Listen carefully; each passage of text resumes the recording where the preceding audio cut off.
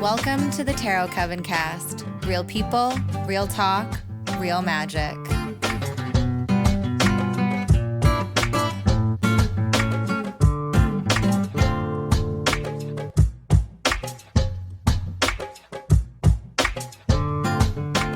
Hey everyone, Jasmin here with just a little bit of housekeeping before we get the episode started.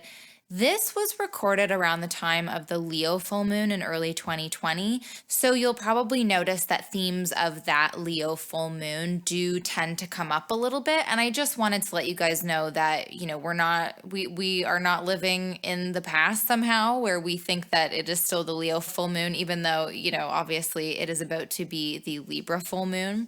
Anyways, I think you can take all of the concepts and ideas and themes that we bring up and just really apply them to whatever sign the moon is full in at the time that you're listening. I mean, you could be listening in 2025 for all I know. So it really doesn't matter. But I just wanted to make a little note about it so that you know why all of those Leo themes pop up. Okay, thanks everyone. Enjoy the show. Hello out there, lovely listeners, and welcome to the Tarot Coven cast. I'm your host, Jasmin, and joining me on this episode, I have two of my lovely co-hosts. There's Elena. Hi, everybody. And Jessie. Hello, tarot lovers. And we are here this week to chat about all things full moon, what they symbolize, why we celebrate this part of the lunar cycle, and all the various rituals that we take part in to celebrate. But before we do that, I wanted to start off the show with just a quick chat about what tarot even is. So, for those people that might be listening that are total newbies to tarot, or even for, the old school, well-practiced folks, I think it's sometimes fun to remember how we describe tarot to people who don't really have any idea what it is, or maybe have some misconceptions around what it is. And Elena, you were telling us off the mic that you were actually asked this question this week. So what happened and how did you approach it? So, this friend of mine, he has heard about tarot before, from growing up, but he's never really believed in it. He's such a non-believer. Okay. And he asked me, because he's type of no, I need to see it to believe it type thing, and I've never pulled a card and he's not up to it. But he asked me we were just texting. He's like, what is it that you even do with tarot? And I got that kind of energy from him.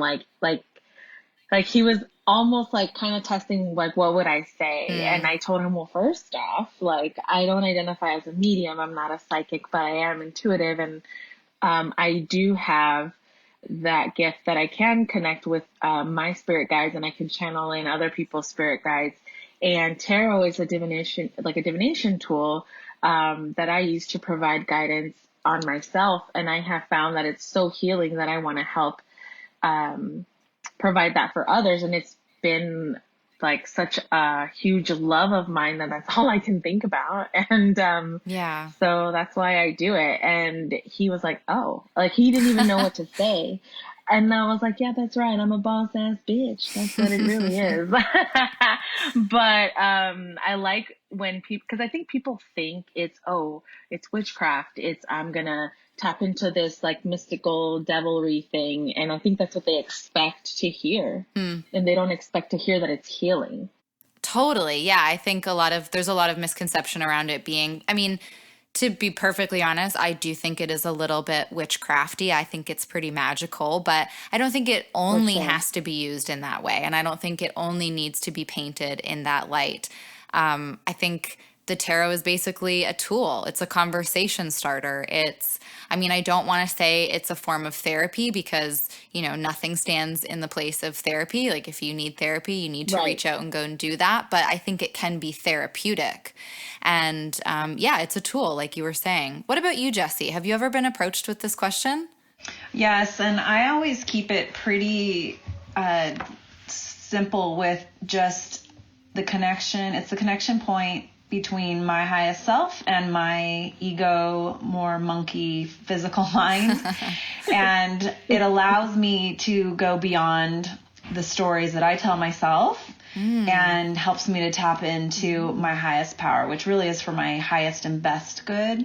So I always stick to, it's a tool to help me unlock what is best for myself in that creative space, or just something that I know but may have trouble seeing within my human brain, if you will. Yeah, it really is just, I mean, it can be a prompt for almost anything. I mean, it doesn't even have to just be used, like I was saying, in that sort of more magical way. I mean, I use tarot cards when I'm trying to write something and I'm experiencing some kind of blockage, and then I pull a card and it just kind of helps open up a new pathway for me. I think there's just so many different ways that you can use tarot. It almost defies having a single definition given to it. So, yeah, and I love that you said unlocking kind of that pathway, because it is very much connected to neurofeedback. And within our brain, if we can make the connection between intuition, the higher knowing, and the more human ego knowing, you are making new neural pathways within your brain synapses. It helps you to think differently. And yeah, so scientifically, there's actually a lot of connection. That might be a whole other topic for another episode, but really thinking differently, helping you to get out of those patterns that, you know, we may stick to within that human frame, but it doesn't really serve. And so it helps to unlock something that's beyond what maybe we think is only possible. Oof, that is so cool. I think that definitely is another episode topic. I love the fact that like science can come into play here and just like give us some concrete something, you know, to go on. But as you were saying that, it was also reminding me too that like tarot is kind of just its own language as well. It's like learning a new language, just like it would be with using astrology. It's just a different way of speaking or communicating, or just a new language for somebody to learn and have in their tool belt, really. Well, I'm glad we touched on that. I think that in itself could be actually another episode topic as well, because, you know, each of us kind of had something different to say, because I think tarot, the more you work with it, the more you get to know it, it takes on different meanings, right? So, but let's for now dive into the full moon. To get started, just like we talked about on the new moon episode, I'm just going to, you know, get very basic. What is a full moon? And it's just when the moon and the sun in the sky are at opposing points. So what it looks like to us down on Earth is that the moon is fully illuminated. It is taking up all of the light, or it is reflecting all of the light from the sun. And then why do we celebrate the full moon? So, you know, as we spoke about on the new moon episode, again, that's a time when we're sort of honoring new beginnings, getting ready to step into something fresh, a new cycle. And then as we reach the full moon, it's this sort of point of culmination, a peak point. You know, everything is, well, the entire moon is illuminated. And I often find that we can see that reflected back in our own lives. Like there is a situation, or perhaps it's the intuition, or the intention that we set at the new moon coming sort of fully into clarity, fully into its own illumination. Like we're seeing something clearly at this point. But it's also a time when like energies are really heightened, emotions are heightened, and everything. It's like I said, it's just reaching this like really, really peak point. And what's interesting is that like as I was kind of making my notes for this episode, I realized that a lot of what I do on the full moon is very similar to what I do on the new moon. I'm just reflecting on different things. And, you know, instead of setting my intention, I am sort of reassessing my intention and saying, you know, is this still in alignment for where I'm at now? Does it need shifting? How can I keep moving forward? So let's get right into it. Jessie, how do you kind of prepare for the full moon, like as it's coming? Like what do you sort of get ready to do when you know that the full moon is approaching? Yes. So full moon, love to go back over any intentions or writings that I've had at the previous new moon and just see where I'm at. Like you said, assessment doesn't always mean something's wrapped up, but just doing a check-in.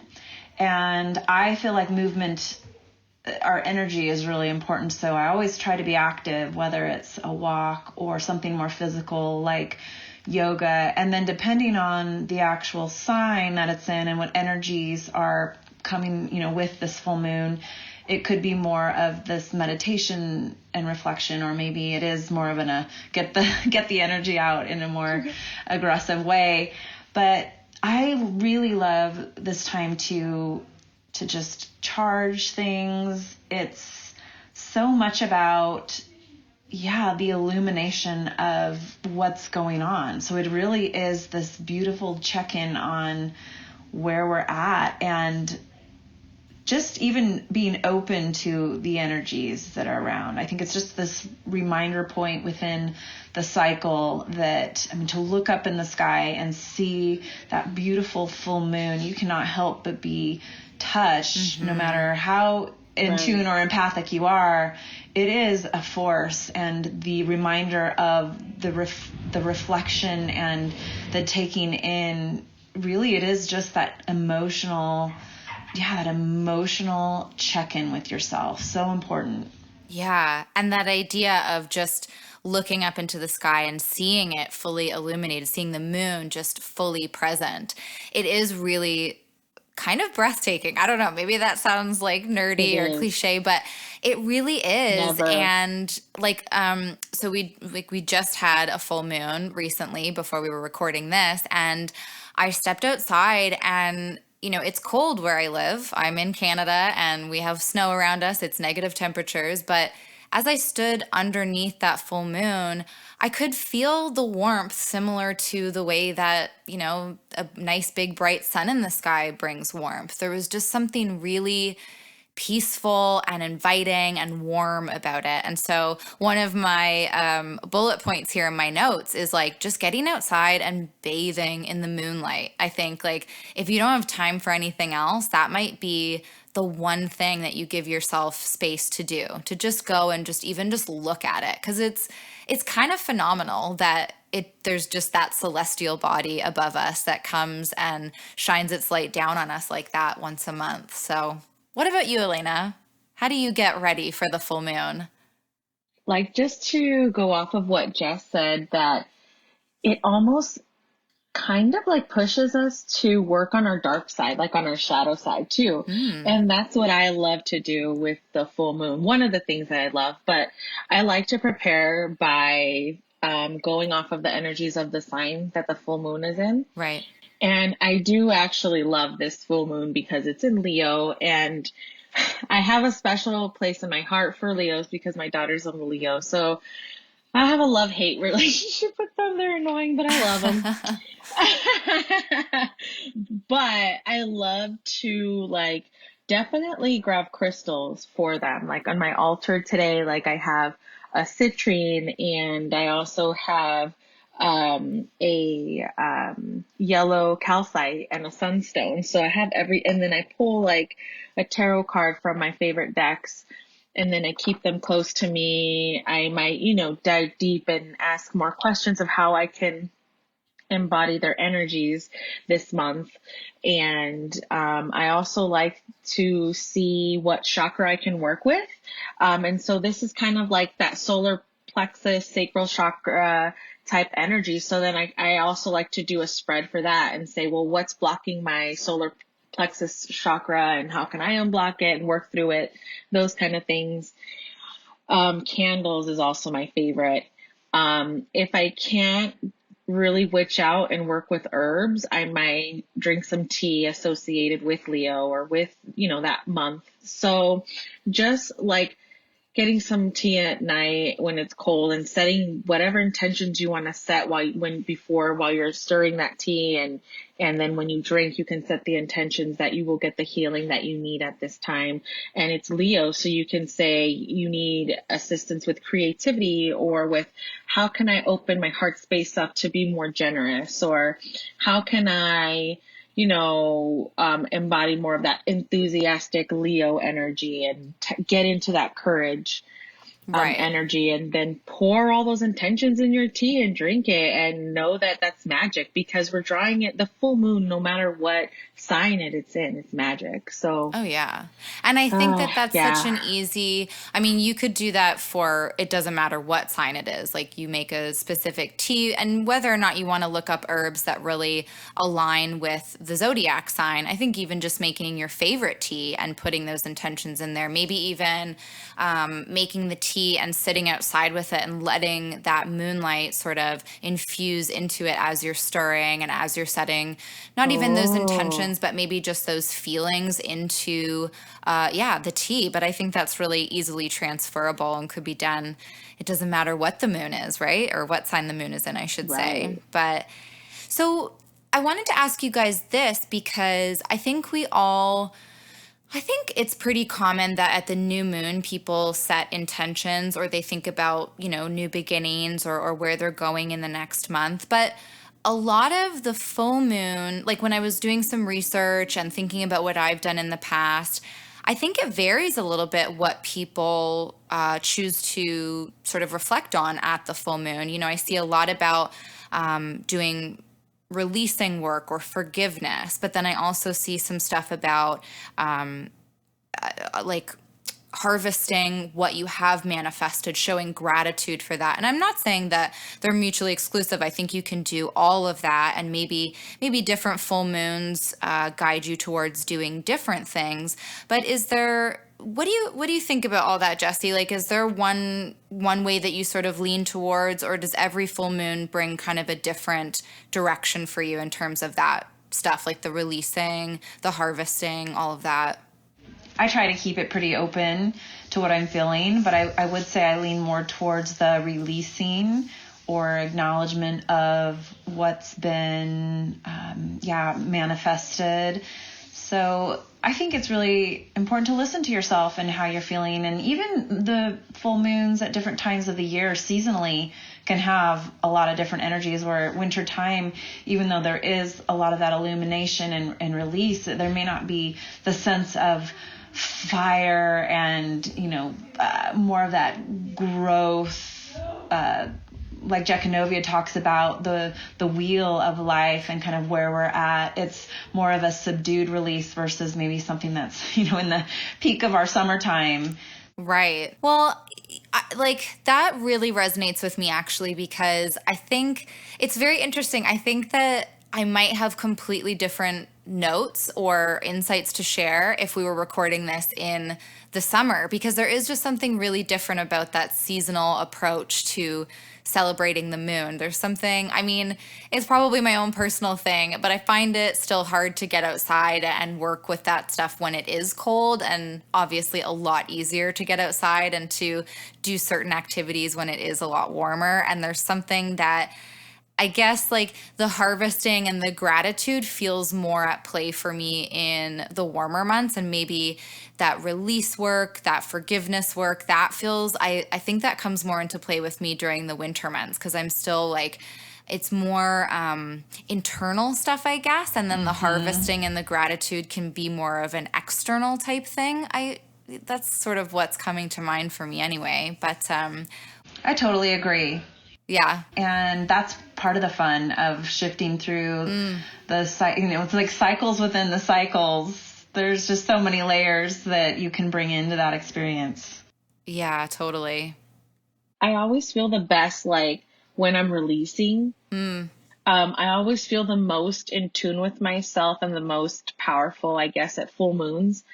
And I feel like it's because you put all the work in and you get to reflect back on everything that you've done, and you get to maybe read back on what you've written. of the intentions you've set with the new moon, and you can see what you've gone through and what no longer that you need and what you can carry on into the next phase. And I think that's like my favorite part about it. Yeah, that sounds lovely. And I guess when we're talking about releasing and letting go, how does that look like, or what does that look like for each of you? Because I mean, I've done a few different things in the past, but I think my favorite is when I'm thinking about things that are, no longer serving me, or I want to sort of shift or change, or things that I want to forgive within myself, or maybe even forgive with other people. But I like to write things down on little slips of paper and then actually just burn them away. And that's like a nice visual symbolic representation of me releasing that. But how do you go about releasing stuff like that at the full moon, Jessie?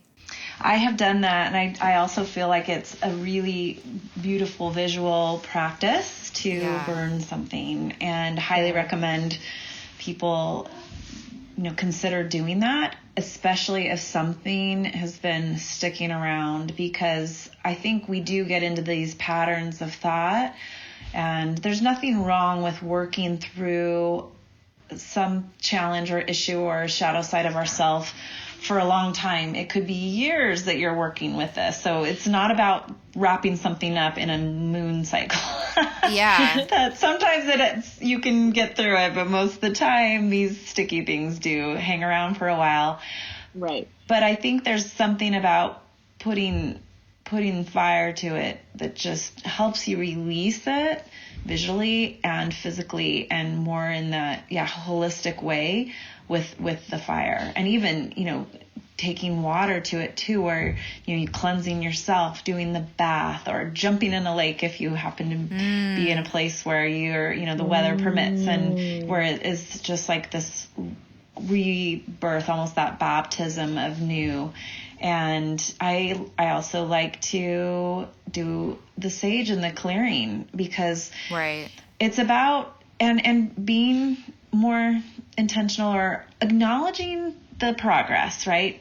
We always want things to be completed, but even if it's not in a completion state, really acknowledge what you've done in that last lunar cycle to move you towards whatever it is you're working on, and giving yourself the credit for the small steps. Yeah, and I love the fact that you mentioned the idea that, like, you're not always going to wrap things up within a lunar cycle. Like maybe some smaller stuff, or whatever, but it is really more about looking. I mean, I often will do like a 6-month kind of reflection. So let's say that the full moon is in Leo, then I'm going to be thinking back to 6 months prior when it was the new moon in Leo, and thinking about everything that's changed from within that 6-month period, and doing the same thing. Like, how far have I come? Acknowledge that progress, but then also, what am I really finally ready to let go of now? Like, I've had my time with it, and now I can burn it down, let it go. So I think, not pushing ourselves, or not being hard on ourselves when, this intention that I set at the new moon hasn't really done anything. Okay, well, let's reflect on it. Let's reassess. Let's figure out, like, is there something that was already set in motion 6 months ago that maybe is playing with this intention in a way that you didn't foresee, and that's okay. Like, you can figure out how to bring it back into alignment and keep working with it as you move forward. What do you think, Elena? Like, how do you go about releasing this kind of stuff, or practicing forgiveness at the full moon, stuff like that? I've done burning, like after writing certain things down on paper or on bay leaves, but I've Yes, that's when I really want to be witchy. But what I feel that works the best for me, and that feels the most healing and forgiving, is when I am doing in meditation, and I'm cutting the cords and envisioning myself, whether it be on a habit or whether it be on something that a thought pattern or something, or a person especially, I call in on my favorite guide, Archangel Michael, and I'm visioning him handing me his sword, and I'm just using that sword to cut all those energetic cords that no longer serve me. Because when I start to see those people just like slowly shift away, or when I start to see my own perspective change on things, or my thought patterns change, then that's when I see it is working. It is healing. These full moon phases are no joke. They are powerful, and it's so, I can't explain it. It's amazing. I love that idea of Mm-hmm. taking on the sword and actually using it to cut Yes. those cords. That feels like big magic. I love that. Yes, I can't. It's so crazy that I can't explain it to you, because it brings like this burning thing in my gut, this intuition, like this that I got to talk about it, because I love my guides so much, and I think that sometimes I know I forget sometimes, and it can happen because your own ego gets in, as spiritual as you say you are, or as you feel like you are. Things happen and it derails your mindset sometimes, but I just go back to that belief, that magic. Yeah. No, you're right. It is so easy to sort of fall off track on things like that. But I think For sure. at certain times, well, particularly at the new and the full moon, it's like a really, really peak times to just come back to things and get back into that center space. But yeah, so what else do you guys like to do? I was trying to think of other practices that I've done that maybe aren't so, like maybe not as quote unquote witchy or something. And I realized that a lot of the time around a full moon, I find myself like cleaning out my email inbox, or tidying up computer files or junk drawers, organizing my bookshelves. And, Jess, you already mentioned it as well, like the smoke cleansing.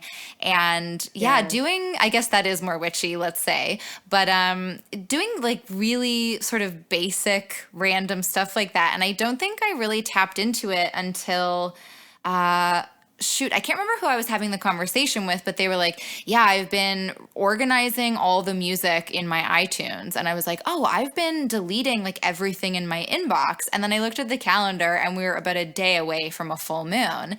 So I wondered if you guys do anything like that, like any sort of editing or cleansing that's more in, let's say, the Muggle realm of things.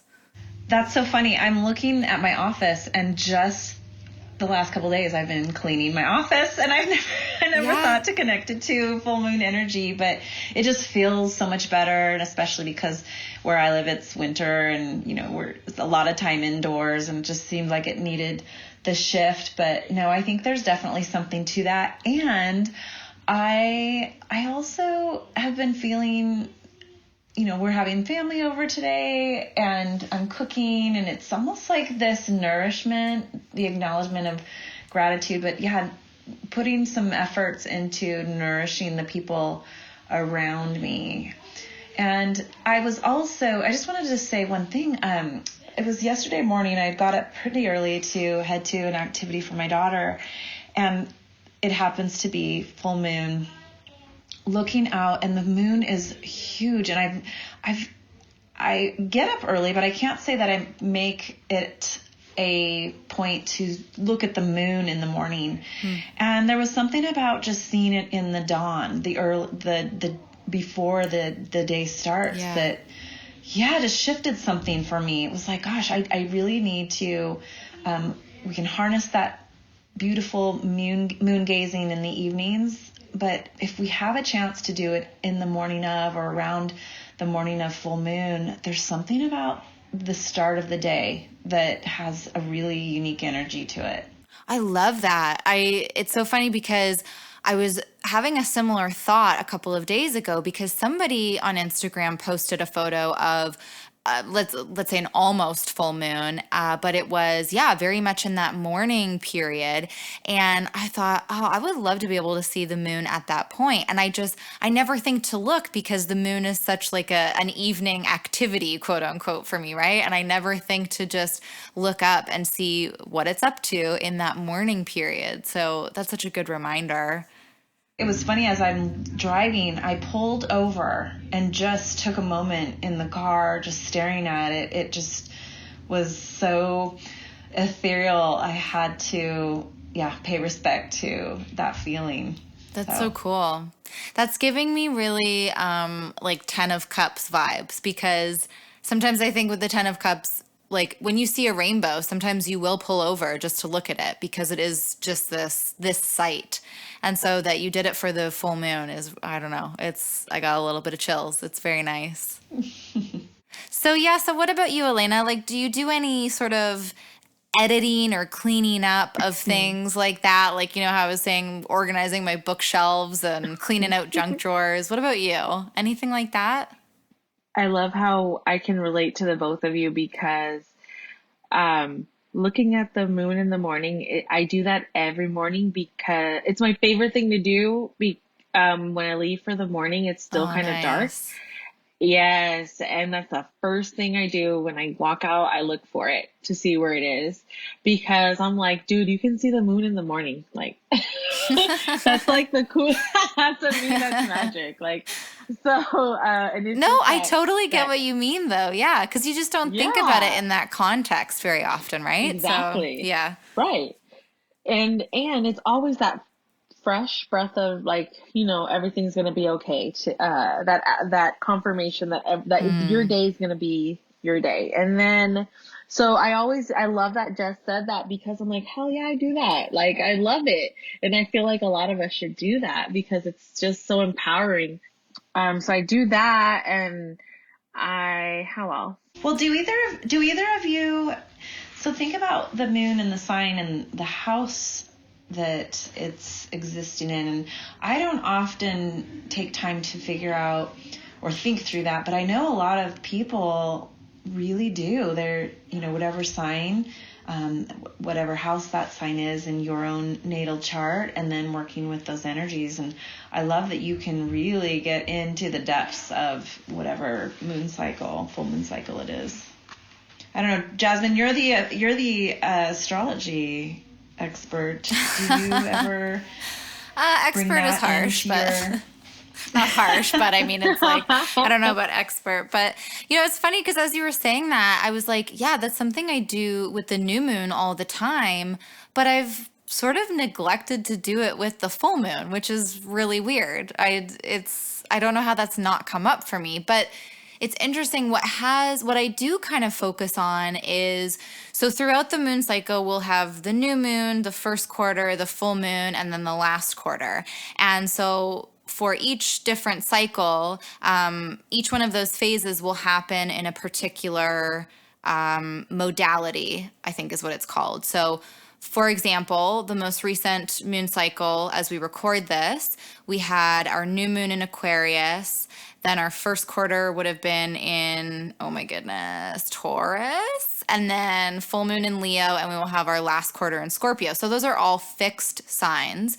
And so sometimes what I do with that is I see how those angles are playing out in my chart.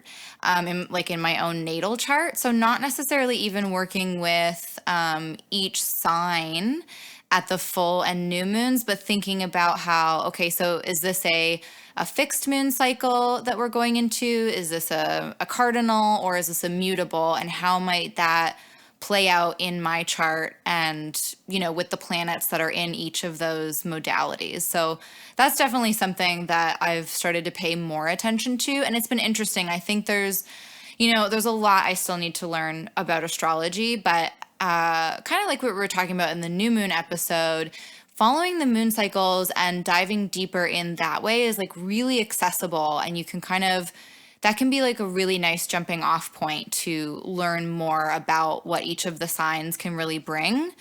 And especially when you're looking at it in that way, like with where each of the sort of peak moments, I guess, throughout the phases really hit. So again, like the new moon, the first quarter, the full moon, and then the third quarter. But what about you, Elena? Because I know you like to work with, I know you do it at the new moon, but do you do it at the full moon as well? Like looking at where it's in your own chart or looking at what sign it's falling in? Yes, I like to look at it what sign it's falling in, and you just inspired me to like want to print out my chart and keep it on my vision board. Mm-hmm. So to kind of like, yeah, like you kind of give me that idea to not only look at it to what sign it's falling into, but also to how I can work the phase of the moon into my chart. So I'm gonna want to look into that now after this. Also, thank you for that. Yeah. But like, what I do for sure is I like to, like I said, work with crystals and do a tarot spread and work with herbs. Right. And yeah, that's like the best way, like for me, that I like to work with that and to embody that energy. Right on. And Jessie, like, what about you? So you said you haven't really done any focus on that. Is it something that you want to get into, or have you tried it out once or twice and it just didn't resonate, or? I think just because I wanted to keep it as simple as possible. I'm certainly interested in it, Yeah. and I follow what's great about, Instagram. There's so many people who do have insights into how things are playing out with signs, whether it be, Western or that Vedic representation. Yeah. And so I'm always kind of aware, but I will say that, I haven't really brought that into my own full moon ritual. Not that I won't, because I love it. It's more of just, what is realistic for the time that I have. Yeah, for and, but love that it's there. If we want to tap into that a little bit more, we can, and there's resources to do that. So, and again, maybe that full moon ritual, all it is just taking a moment to look at the moon and say, wow, here I am in this space, and the moon is still there, and just like this constant presence, a reminder that, you're kind of just flowing through time. It can be as simple as that to whatever, other practices you bring in. Yeah, absolutely. Right. I love the idea of keeping it simple because, I've only started to pull in, the stuff that I was just talking about, like looking at whether it's a fixed moon cycle or cardinal, whatever. That's only something that's recently come for me because I've been working with the moon for, a little while now, many, many cycles now, but it's something I'm building on top of an already sort of, a foundation that I've already built of just simply working with new or full moon. So those are things that you can just add on the more comfortable that you get with everything. And it's absolutely not a necessity. And then again, going back to one of your points about even if all you can do is just get outside and look at that moon, there's something that really popped out to me that said, like, maybe that is all you need to help you sort of tap into that gratitude space as well. Because something about looking up at the moon that really puts you in check too, and you go, oh yeah, like there's something out there so much bigger than just me, but look at all that I have, look at what I get to be a part of. I don't know, is that making sense to you guys? Like how it's just the fact of looking at it can help bring you into that space. Oh my God, yes, that magic that it blesses you. And another thing that I like to do, not every moon phase, but especially when it's one like Leo, where it's that strength card, so if you're getting that feline energy, is to embody the spirit animal of the month. Or, sometimes I'll get my spirit animal oracle deck and I'll say for the month or for the moon, what spirit animal can I embody or can I have guidance on in this moment, and keep it in my altar or journal on it. Because I feel like animals also play a huge like spiritual role in our guidance, and they're are also there for our tool, our resources, and with this feline energy this month, I just love it. I mean, which doesn't like want a cat or have a cat? Well, I know not everybody's a cat person, but you guys know I am, and so it's like so it's like that's why I love pulling the strength cards out because there's animals there, there's the lions in Right. everyone. And yeah, that's what I love to embody also is their energy. They're so clever and just so intuitive, and they're so observant. It makes you feel like you need to really like not have that tunnel thinking and really have that broad, like you see everything in 360, because if you see everything in tunnel vision, or if you get to miss out on you don't see all the outside possibilities, and that's like kind of like the ego that's making you tunnel vision on one thing. But yeah, that's what I love about this magical moon. Yeah, well, and I think that totally connects with the idea of the moon being full and being in that space of complete illumination and seeing things in a more 360 kind of way, and not, we're no longer Yeah. in that new moon phase where things are dark and we're turning inwards, and it's not really about clarity, it's just about feeling it out. But at this stage of things, yeah, it's like it can be time for us to see things in that bigger picture, for sure. So what about moon circles? Have you been part of moon circles or ever thought about doing it? Well, I would love to do that. I have not ever had the chance to do a moon circle with anyone. I mean, I feel like, was it a couple of full moons ago or one full moon ago or something where Jessie, you and I, we each did our own thing. Like we weren't connected over technology or anything. We were just doing our own thing in our own space, but we were kind of doing the same thing at the same time. Is that when we were doing it on the full moon, or was it a new moon? I can't quite remember. It was a new moon. Okay. And yeah, we just made a point to meditate and think about just sending positive vibes. It was the eclipse, right? The lunar eclipse. Oh, yes.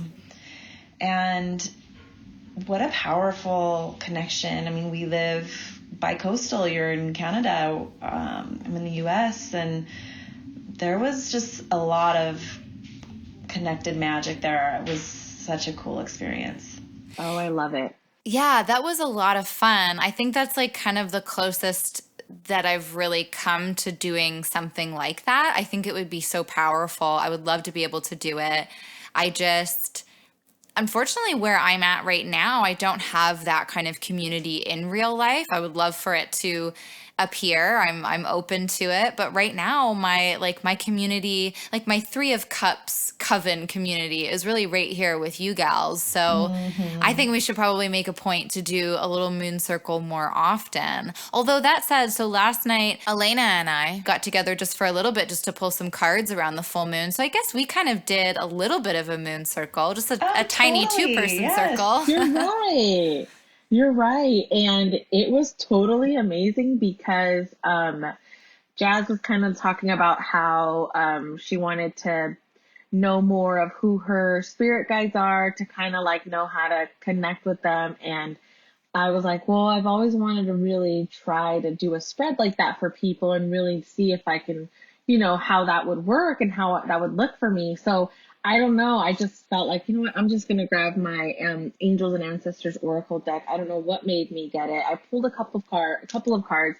And when I was reading like the meaning of the cards, something in me just like, I heard something say Mother Mary or Mary, ask about Mary. And I asked her about Mother Mary and I said, well, I think maybe Mother Mary might be, And then afterwards she was like, well, the one guide, right, is my grandma whose name is Mary. So it's just so mind blowing, like the magic that's around. And I'm like, and this is why I love tarot. This is why, yes. And I'm like, oh no, grandma's here for sure. Chills, girl. I know. Yeah, it was a pretty special moment. And I'm sure it could have happened on any night, but it did feel extra special, I guess, that it was happening around that full moon energy. And there was something that, like, it was such a random meetup. It just really happened, like, flying by the seat of our pants, like, oh, want to pull a couple of cards. And then all of a sudden, Mary comes up. So it was, yeah. But I don't, Jessie, have you ever done anything besides what we talked about, doing it sort of from our own space, have you done anything in real life with other people for Moon Circle? Yes, I have. Ooh. I've actually hosted a couple, pretty simple, more of just candles, setting intentions. I'm usually the one that pulls the card, but there's usually a spread for the month. And I've just done it with a few friends. And then what I've loved is I've also included my kids and my husband, where there was a particular full moon a few months ago. It was really warm. And we just sat outside. I lit the candles. We had the bowl of water. So we'll talk about moon water maybe in a second. But I just read a spread for everyone, kind of where they were at. And we took some time to meditate together and look at the moon and just take it in. It was just a beautiful evening. And so, it doesn't have to be even any like group of people. There are quite a few moon circles I've been noticing that are happening regularly around the lunar cycle. So maybe I just need to sign myself up for one to see what others are doing around where I live. And then I know that there's a couple of beautiful female-owned companies that create materials to support whatever moon cycle you're in, and it might include movement, like a yoga practice, and a story or a connection to the sign that the full moon is in. Also maybe stones connected, and then of course some prompts and journaling. And those can be really great guides to, pull together a few people and just use those as your meeting agenda, your moon ceremony plan, I guess. Yeah. So I think there's something to be said for, maybe not every single full moon, but, a couple of year, that's something to aspire to be part of. But I totally think we need to do our own. Let's maybe plan for that next month and see how that looks virtually. I love that. Yeah, I think it's totally doable on a virtual setting. I mean, I know a couple of astrologers that will hold it like on their Facebook page or whatever, and they might pull some cards or just talk about the astrological energy. And it's, we live in a new world. We can definitely do moon circles via the technology that's out there, right? But I just have to say, it's so beautiful that you have done this with your family, and what a blessing to be able to do that with your family. I think that's so special. That's awesome. Well, and why I know that Elena also works with her daughter in this way, and it's fun to bring it into the conversation. I think building the connection to those introspective tools early, can only benefit our young people to be more in touch with themselves and trust themselves. Oh, for sure. And I'm all about empowering her and just letting her be her true authentic self. I let her pull, an animal oracle whenever she feels drawn to it. I've made sure to keep my bookshelf with like positive affirmation decks too, and I let her pull one of those. And one of the reasons too why I got the Halloween deck was something friendly for her. So, and she loves it because I had them all spread out on the bed before the call today, and she just, she was loving it. She thought they were funny, and she's even like, we have set up little play areas where we make like, fake tea parties, but she had a Reiki clinic set up for me. Aww. Where she had stuffed animals, and she had an animal Reiki clinic for me. So I love how she tries to find ways to connect with me, and it helps open her mind that it's not just science. It's not just what's taught to you at school and taught to you, wherever else, at home. It's about you're opening your mind up to everything, to the divine, and that you are supported. And I have taught her to call upon her guides when she feels a certain way at school and I'm not with her. And she does it. And she says she'll come home and tell me, this happened. And I asked Archangel Michael for this, and now I felt better. And it makes me happy because it makes me know that she believes and she looks up to me. Aww. Yeah, well, and I think it's such a great touch point, if we can get everyone to be aware of the full moon, new moon, kind of where we're at in that cycle, it does put that little stopping point in time, our frenzied schedules, and give our young people and ourselves just that awareness of, kind of where we're at. We need more of that. Mm-hmm. To be more intuitive too. Or to at least even just be open to the intuitive side of you. Yeah. For sure. And to let them say if their intuition is telling them that something doesn't feel right, even though maybe traditionally you're going against it and it's, like they can be okay to say, no, that doesn't feel right and I'm not going with it, respectfully, obviously. But well, yeah. I want Naomi to have her own voice.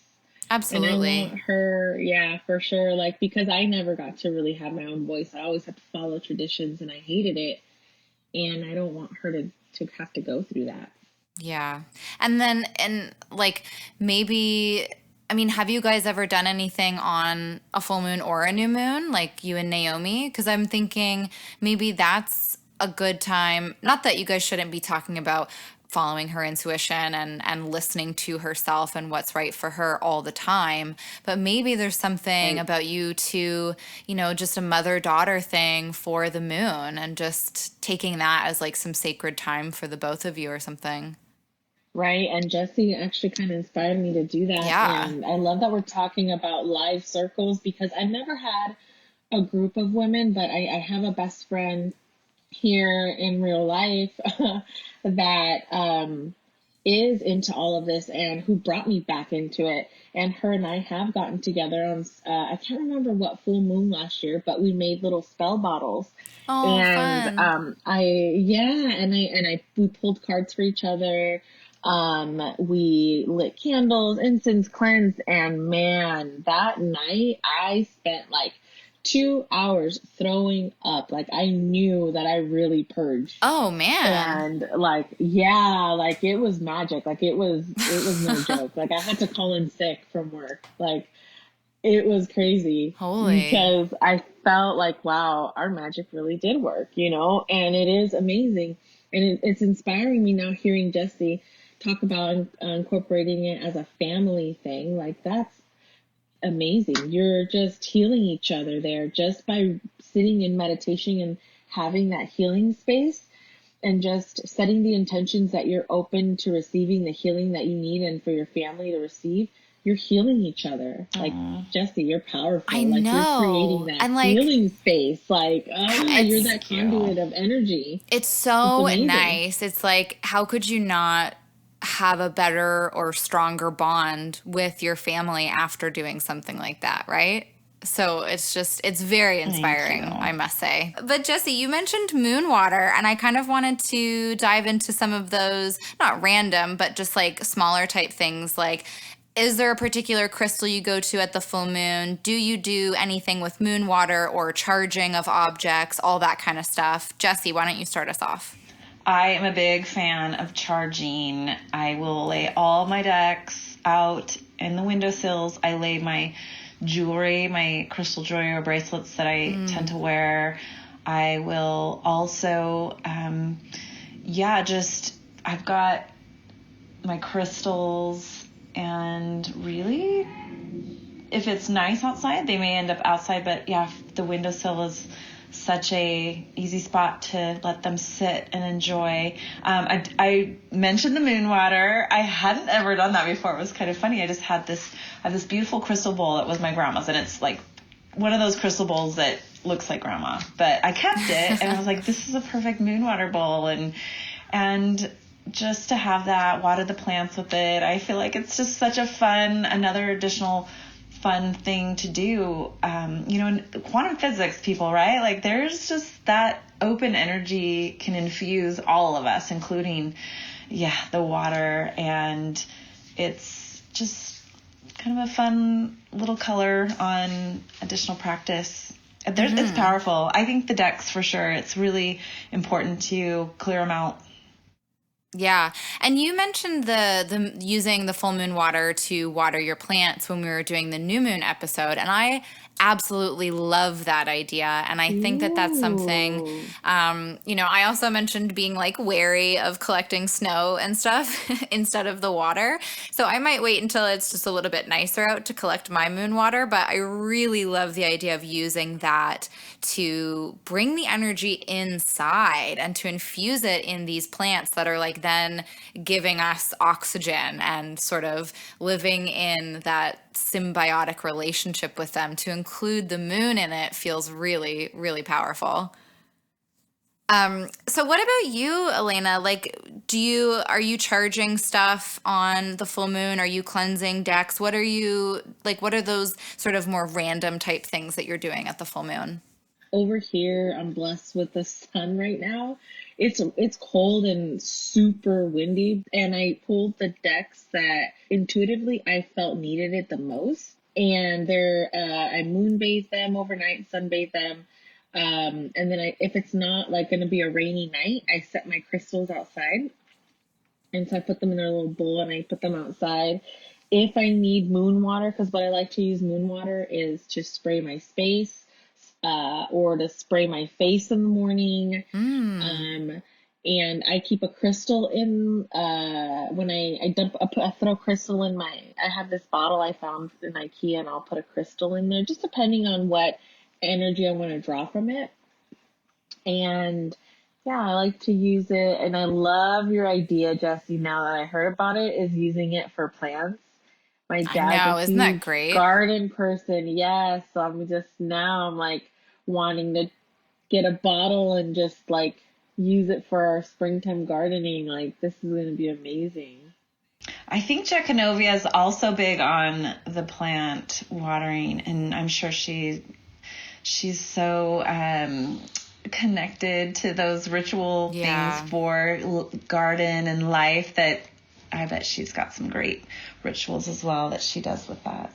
Yeah, and just the fact that, I mean, I know she collects rainwater like all year round, essentially. So it's out there, underneath all of the phases of the moon, picking up so many like different and wonderful energies. So yeah, she's definitely got that nature connection.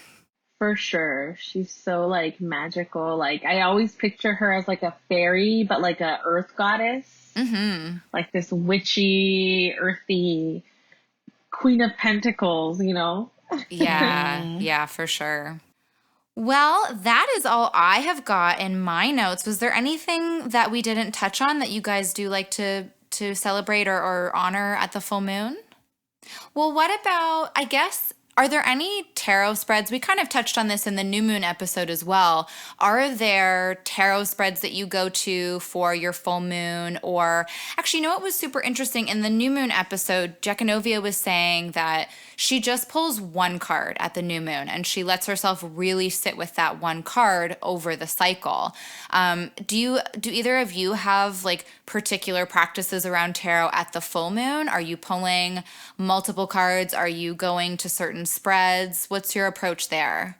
For me, I normally like to pull one card, unless depending where I'm at in my life. Like if I'm feeling way too derailed or just emotional, I might find a spread for it.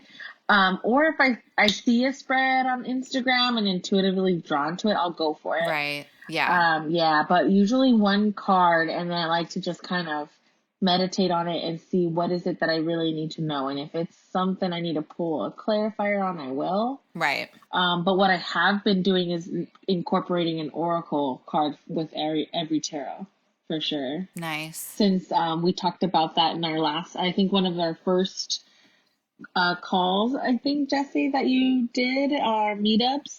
Yeah, adding the oracle. I know, that's such a great practice. It really does help amplify any message, or I always say, more information is good. So, and the visual connection can often prompt more. That's been my It's true. Yeah, and that's been my jam lately. Like, I don't think I have pulled tarot without pulling oracle cards in the last like 2 months. It's just I've been like playing around with how decks feel together, how they complement each other. But yeah, I'm like not without each deck these days. For me at the full moon, like I often will create my own spreads for the full moon, or often it's not that I just pull one card, but I just kind of shuffle the deck and let stuff fall out as well. And just like see where that takes me. And then maybe a particular card falls out and I'm like, okay, why am I feeling that really heightened energy right now? How can I sort of tap into it, see where it's trying to flow, all that kind of stuff. Although last night when Elena, when you and I were pulling cards for each other, we were using the spread from, I talked about this in the New Moon episode as well, from the Biddy Tarot book, Everyday Tarot. And that was just really a basic kind of full moon spread, like just working with the energy of that moon phase as opposed to tying it into anything astrological. So when you just want like that base check-in, that's a pretty good spread to go to. Yeah, I really like that. Yeah, it was good. It was, I think there was a lot of good insight there. All right. Well, I think that wraps it up for the full moon episode. Thank you, ladies, so much for being here. And the Tarot Coven cast will be back in another few weeks with another episode. But until then, Jessie, where can everyone find you on the internet? Hey, everyone, check me out on Instagram. It's my favorite place, and it's Tarot with one T in the middle. And I also have a website, Tarot, that you can sign up and get any upcoming videos or tutorials or meetup information. Okay, awesome. What about you, Elena? Where can we find you? I am on Instagram at Mars_Elena_Lightworker. And you can book there. I do donation-based readings. So if, anyone wants to have a donation-based reading, that is where you can find me. And you can find me at the.written.witch over on Instagram. You can sign up for my newsletter there. That's also the account that'll have all of the sort of show updates whenever I do a call for feedback. That's where you can find it, usually in my stories. And we'll see you soon. Thanks for listening. Bye, everyone. Bye. Thank you so much for listening to this episode of the Tarot Coven cast. Stay tuned for our next episode where we're going to be dishing on some of our witchy faves in pop culture. And until then, everyone, keep making magic.